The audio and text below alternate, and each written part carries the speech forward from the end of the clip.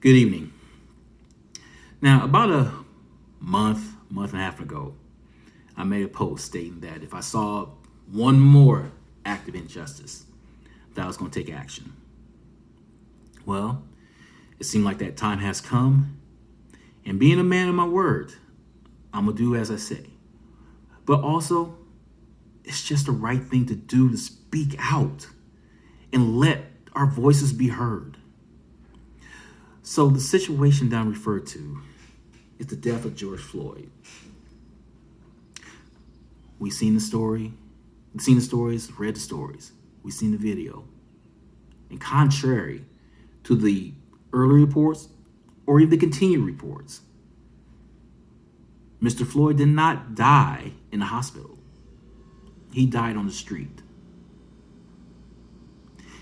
And the evil that occurred at that moment's time was basically you had three police officers and a fourth one standing guard.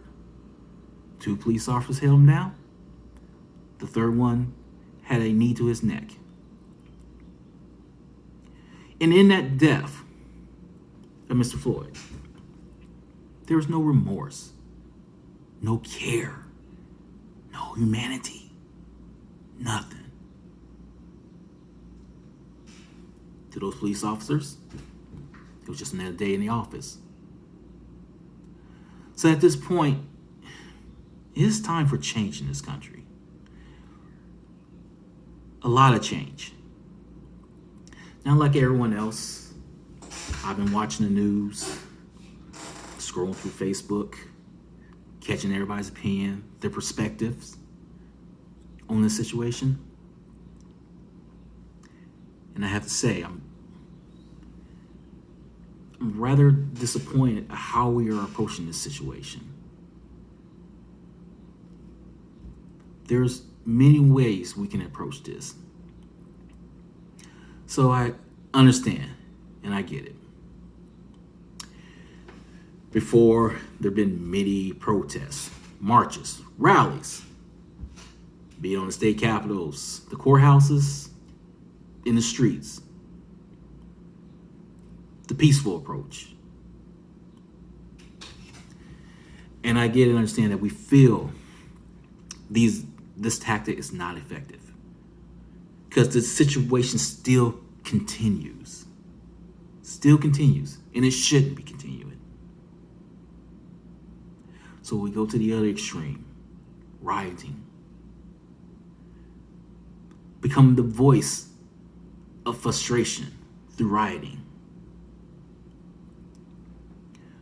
Now, history has shown that rioting is actually less effective than peaceful communications. You have the LA riots, Watts, Detroit, New York, St. Louis, Ferguson, Memphis, Baltimore, Chicago. We had all these riots in response to police brutality. But one thing I must say, that if rioting was any more effective, we wouldn't be having this conversation today. Which is also true, that the extreme of peaceful protestation, if it was effective, we wouldn't be having this conversation today. But there's one thing I do want to point out, and I'm gonna call out my people. Black America, we have to stop fighting amongst ourselves. We need to get behind one voice and be united in this. Because if we look at both sides, both ideologies, rioting, peaceful demonstration, in the end, both individuals, both groups want the same thing. The same thing. We want equality and we want justice. Nothing wrong with that. We both want the same thing. We just have different viewpoints as far as approaching it and getting it resolved. But the reason why I'm calling this out is that we need one voice and one unity. Because if we are bickering among ourselves, trying to determine who's down for the cause, who's a warrior, who's really more black in this situation, if we don't have the unity, how do we expect anybody to follow us? How do we expect anybody to take us seriously if we can't get behind one method of attack, one method to addressing the problem? So we have to take care of that. We really do. One voice, unified. We have one goal, the same goal. And we have to come together and get that right. In which case, we have to recognize that this is the greatest opportunity for change, the best opportunity for change. And we cannot let this slip through our fingers. We cannot let George Floyd die in vain because we picked the wrong strategy to resolve the situation. And what I mean by this being the best opportunity is that when you look at that video, when you see that video, it's pure evil. Pure evil. And there's not a rational person that can see that video and say to himself, yeah, but. The reason why the other cases, other instances of where police had taken unnecessary force against Black America, there was always a yeah, but. He should have been complying. He shouldn't have ran. He should have been more careful as far as where he put his hands at. It's always a yeah, but. He had something in his hand. Yeah, but. And we lost a lot of cases, a lot of situations because of that yeah, but. Not with this one. This is the best opportunity for change to happen in this country. Because there is no yeah, but. Mr. Floyd was on the ground. He was handcuffed. 2 police officers had him restrained. 1 had a knee in his neck. This went on for 7 to 9 minutes that he was in this compromised position. And the thing that you got to realize, and I'm only putting this out to say, just to put this piece of thought in people's minds. If Mr. Floyd was restrained in the manner that he was, what was the police officer waiting on? What was they waiting for? Additional backup? The ambulance? Talk to witnesses? We already know the one wasn't talking to any witnesses. He was basically standing guard. So this man suffered for 7 to 9 minutes. For what? So this is the greatest opportunity and the best change. And we need to continue to put the pressure on that local government to press charges and get them convicted. But you know what? I have to say this, and this is something that we must think about on the big picture. This is a big picture situation. That's one battle. One. We're fighting a war. A war that's been going on for a long time. A systematic war that's been going on for a long time. So, to bring you a little history, we go back to the Civil Rights Movement. And I'm gonna tie this back to, and I'm gonna tie this to something to think about. We go to the Civil Rights Movement. Martin Luther King did it right. He had it right. I know some of us disagreed with the peaceful tactic and the turn the other cheek. And I was one of those people. But you know what? I got to thinking about that. We may disagree with that. Some of us may disagree. But at the end of the day, those people that was in that civil rights movement, they was willing to take pain for us. They was willing to suffer for us. In some cases, they was willing to die for us. All because they wanted something better for the generation after them. So we can say, turn the other cheek and peaceful peaceful protests don't work. But they lay their lives down for us.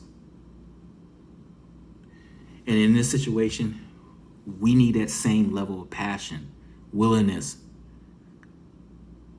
And I'm going to say it today. I'm willing to die for this cause. I'm tired of seeing it all the time. I'm tired. I want minorities, people, to feel like they're not being hunted. I want them to feel like they're safe with the people who are here in this country to protect and serve us. But also another lesson that we can learn from Martin Luther King in the Civil Rights Movement. I said that we're fighting a war. And that's what we're really fighting, is a war. The Civil Rights Movement orchestrated many battles with the sit-ins, demonstrations. But the key difference in that war is that they brought it to the front steps of our government. Right now, we're fighting battles. We're fighting the Ferguson. We're fighting Arbery. We're fighting Trayvon Martin. Those were just little battles. And the battles were so far apart that over time, I hate to say it, but those battles didn't matter no more. They didn't. They stopped meaning something. So we must take this war directly to our government. Directly to our government.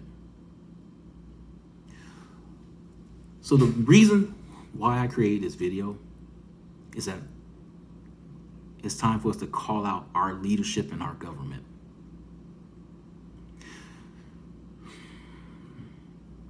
President Donald J. Trump. Now, I'm not about to talk about you. I'm going to talk to you. Now, as you are well aware that you was elected by the people to become the president of the United States. You was elected to do a job by the people for the United States of America. And when you came into office, you took an oath. You took an oath. And I'm going to read this oath to you that you took, President Trump. I do solemnly swear that I will faithfully execute the office of President of the United States and will, to the best of my ability, preserve, protect, and defend the Constitution of the United States. Mr. President Trump, you have a group of people that you made that promise to, that oath. And it's with great sadness that that group that you promised that to, they're getting their constitutional rights violated on a daily basis. Depending on what city you live in, could be on an hourly basis. So you have to answer to the people. And I'm going to say this right now. I'm not scared of you. I'm not scared of the CIA, the FBI, or the Secret Service. I'm willing to die for this. I'm willing to die for this. So as of today, President Donald J. Trump. My name is Kelvin J. Sutton Jr. As a citizen of the United States of America, I demand to know your stance and what you're going to do about this situation. Also, please don't duck your responsibility as president. Do not insult us as a nation and try to push us on the governors of the respective states or put it to the local level as far as the mayors. Nah, this is not a state problem. This is a national problem. And since it is a national problem, you are the leader of the nation. So you have a responsibility that you must uphold because you was elected by the people to serve the people. But the accountability doesn't stop there. So it is to Congress. Congress, for many years, you have the ability to change the laws, to pass laws that would secure the constitutional, in some cases, human rights of Black America. You chose to ignore it. Perhaps we didn't have enough people, celebrities lacing your pockets to even look in our direction. I don't know. But you had the power for the longest of times to address this issue. So it is to Congress. My name is Kelvin J. Sutton Jr. And as a citizen of the United States of America, I demand to know your stance and what you're going to do about this situation.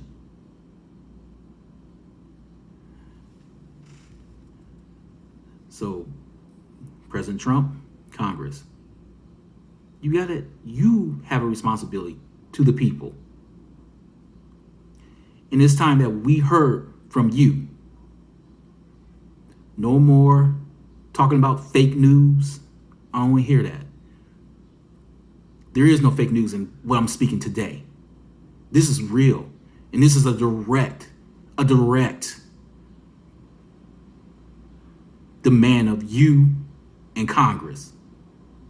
There is no mixing my words. There is no my words going to be taken out of context. The people need to know what is your stance and what you're going to do about it.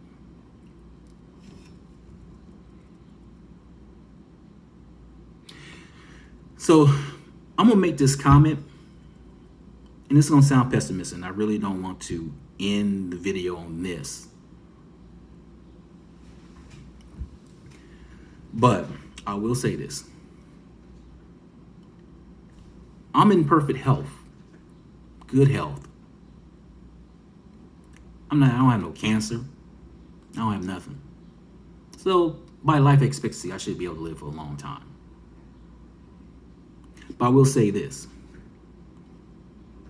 If I suddenly just come up missing, suddenly die, suddenly get murdered, because always that possibility.